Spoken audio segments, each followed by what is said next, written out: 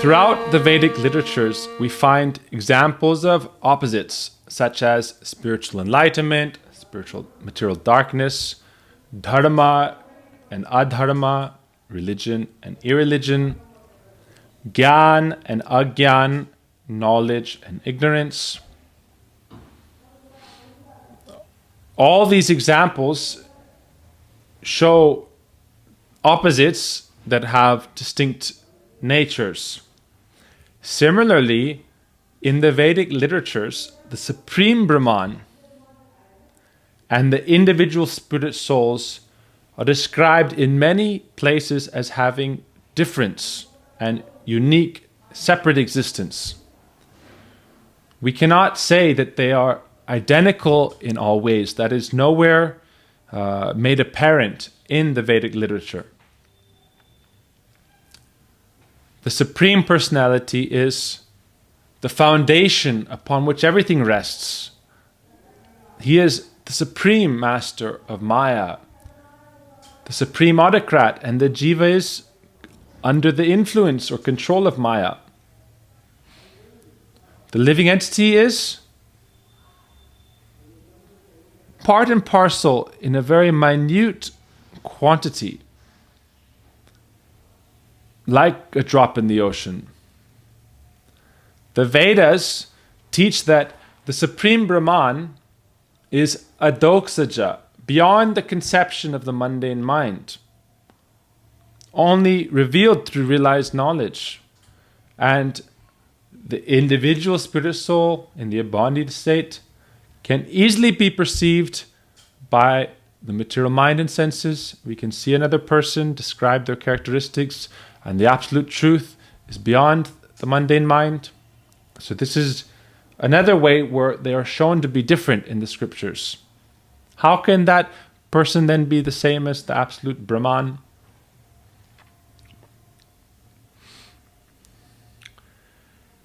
There's another example then given.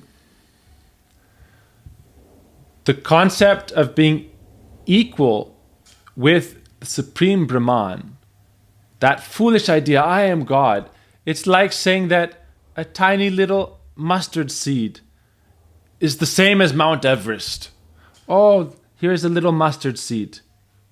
And that's the same as that Himalayas. What kind of conception is that? It's complete nonsense. They give another argument. The Supreme is always in the state of transcendental bliss, Ananda. And we see the living entities are always experiencing happiness, distress, sukh and dukh, birth, death, old age, disease, in Maya. How can we be the same? How can we be one? Those who are under the illusory conception that I am that God, this is a dense darkness of ignorance, Maya. In this world, a thief and a saint are not one. Only a very foolish person will say, oh, release the thief. He is just as great as a saint. If we believe this so-called Mayavad, everything is one. There's no difference between a rapist and a gentleman. There's no difference between a murderer and a philanthropist. There's no difference between Mother Teresa and Stalin. What kind of conception is this? Or you can take material objects like a jewel and a piece of glass. Oh, is a piece of glass the same as a diamond? What is this conception of oneness? To say that everything is the same just shows your own ignorance.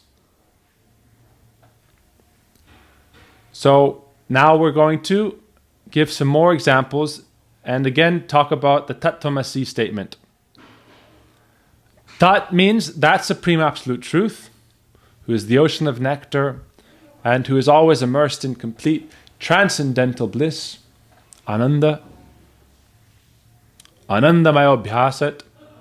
Tvam means you, the individual living entity, whose mind is always under the material condition of distress and anxiety because of our being bound by this temporary nature in this world, and we're always bound by fear. then how can we say we are one? Our dharma, therefore, is to awaken our true relationship with that Supreme, and then we can become free of fear and distress. But still, even in that perfected state, we do not become one, as we heard the verse of Hanuman, who said, Sevya sevaka bhava vinuna. That condition of being the devotee and God is eternal. We're never going to change roles. In Braj, Krishna will carry his friends on his shoulders and admit defeat when they are in wrestling matches. The cowherd boys, Sridham, Sudam, they may defeat Krishna in wrestling and then make Krishna carry them. But at no time do they become Krishna. In the sweetness of their relationship, Krishna may take on a subservient role. Radhika will defeat him. The gopis will defeat him. Krishna will bow down before the maidservants of Sri Radha and ask their permission to enter into the grove. But that does not mean that the Manjaris are now Krishna. The maidservants of Radhika are now Krishna. When we hear descriptions of Bhagavan as the Supreme Personality, the Supreme Absolute Truth, it is described very clearly in the Vedic literatures with great detail. We hear the exact specifications of the Lord's his fingers, the breadth of his chest, his forehead, all the different, even the exact specifications of the Lord's spiritual form are given in scriptures. If that was a material form, why would they go into such great detail to describe it in the scriptures? Therefore, the centimeters, everything is described in the scriptures. So why would they go to such great length to describe the Lord's form if he has no form? And if we are that directly? Not only that, but not only is the form specifically described in great detail, all the different Vishnu forms are described, all the incarnations are described, Krishna himself is described in different features. And not only that, but Krishna's associates are all described, his family members, the millions of devotees. Everything is described, his different abodes are described. It's all elaborately described in the scriptures. But the impersonalists say, oh, this is just some figurative statement. Oh, it's like allegorical. It's to attract them. There's a story of our Gurudev, Srila Bhaktivedanta Narayana Swami Maharaj. Once, he was on Braj Mandal Parikrama, traveling throughout the holy places in Braj. And he was going over a rocky terrain. So he held one hand upon the shoulder of a devotee and crossed over this area and kept balance that way. And when he got over to the other side, he pushed him aside. When they were walking, he was holding on to his arm. And then at the end, he threw it aside.